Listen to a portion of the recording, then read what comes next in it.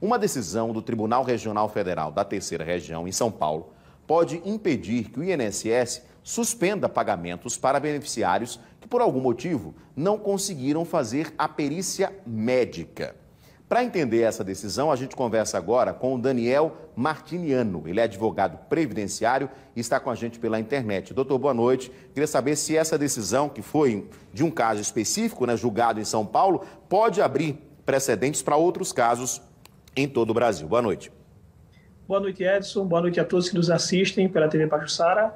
Sim, Edson, a resposta para essa pergunta é sim. O caso é bastante interessante e, no entanto, o que ele visa, na verdade, é a proteção do segurado para que não ocorra a cessação do benefício, ou seja, o corte dele, sem que seja realizada uma perícia médica no beneficiário. É o que se chama juridicamente de alta programada, ou seja, o INSS corta o benefício, muitas vezes sem a pessoa ter qualquer tipo de informação. Esse tipo de atitude, esse tipo de postura do INSS tem sido repreendido pelo judiciário e esse é o ponto principal que destaca essa decisão e ela pode sim se replicar em todo o país, inclusive aqui no estado de Alagoas, no sentido de impedir que ocorra a cessação do benefício sem que seja realizada a perícia médica. No entanto, Edson, é importante também destacar para os beneficiários do INSS de que é importante se saber o motivo pelo qual essa perícia não foi feita. E aí eu já aproveito aqui para destacar que uma coisa também bastante comum é o INSS encaminhar uma correspondência, a parte muitas vezes não recebe essa informação e por isso deixa de marcar a sua perícia. Com esse tipo de atitude poderia gerar a suspensão do seu benefício. No entanto, o que a decisão judicial do TRF da Terceira Região trata é de um corte do INSS sem a convocação e sem a realização da perícia. Então, exige também alguns cuidados por parte do beneficiário. Pois é, doutor. Então, é muito importante ter atenção nesses casos. Porque, veja só, às vezes a pessoa ou esquece ou não faz. São casos diferentes. Uma coisa é você não ir para a perícia que foi marcada, então é uma responsabilidade sua. Você deveria ter ido à perícia e não foi. E aí pode causar um certo problema para você. Outra coisa é você querer ir para a perícia e não ter o agendamento, ou na data que você foi agendado, chega lá e não está disponível. Uma responsabilidade do INSS. E outro caso que também pode causar um problema grande para quem recebe auxílio é não fazer a prova de vida também, não é, doutor?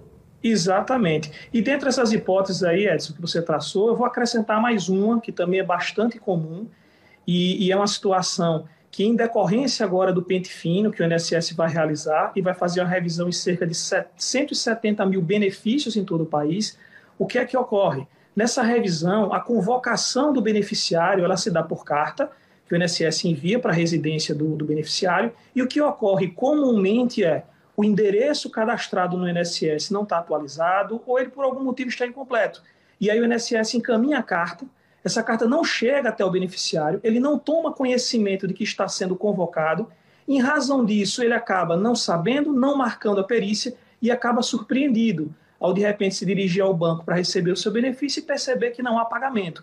Então, um conselho importante para aqueles que recebem benefício de auxílio-doença, que era o benefício atualmente com essa nomenclatura, estar com o seu cadastro atualizado.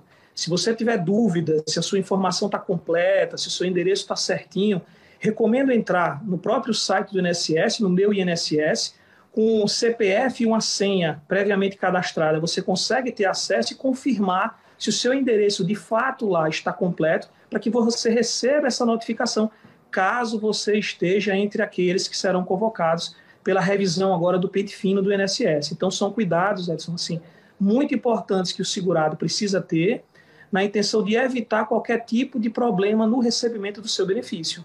Exatamente, evitar dor de cabeça. Agora, uma coisa é certa, com essa decisão judicial de São Paulo, por exemplo, o INSS não pode cortar o benefício de uma pessoa sem aquela pessoa ter o direito de passar por uma perícia. Isso é fato já certo, né, doutor? Com certeza. E a gente precisa também, Edson, destacar aqui um ponto muito importante, que é, quando nós tratamos de benefícios previdenciários, nós estamos falando de um benefício que tem um caráter alimentar.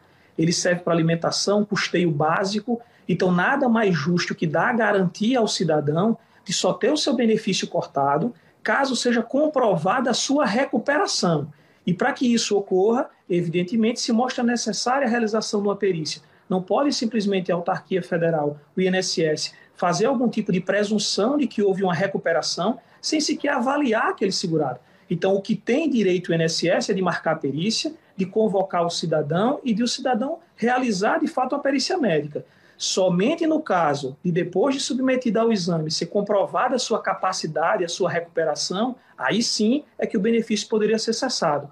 O que a decisão do TRF impede é exatamente o corte sem que a pessoa seja examinada, porque você está, inclusive, cerceando qualquer tipo de defesa, qualquer tipo de possibilidade do segurado demonstrar que permanece incapaz, que ele não se recuperou e que, portanto, ele precisa do benefício, porque ele não pode retornar à sua atividade laboral. Então, é muito importante estar atento a essa situação e, se ocorrer qualquer tipo de corte, sem a convocação para a perícia e sem a realização do exame médico, não me resta dúvida de que o melhor caminho é procurar um profissional, um advogado previdenciarista, para, se for o caso, entrar com ação judicial pretendendo restabelecer o benefício que foi cortado de forma indevida. Perfeito. Doutor Daniel, muito obrigado pela sua participação, pelos esclarecimentos, né, por esse alerta também para quem acompanha o nosso Cidade e recebe auxílio-doença. Obrigado, boa noite. Eu que agradeço, muito boa noite a todos.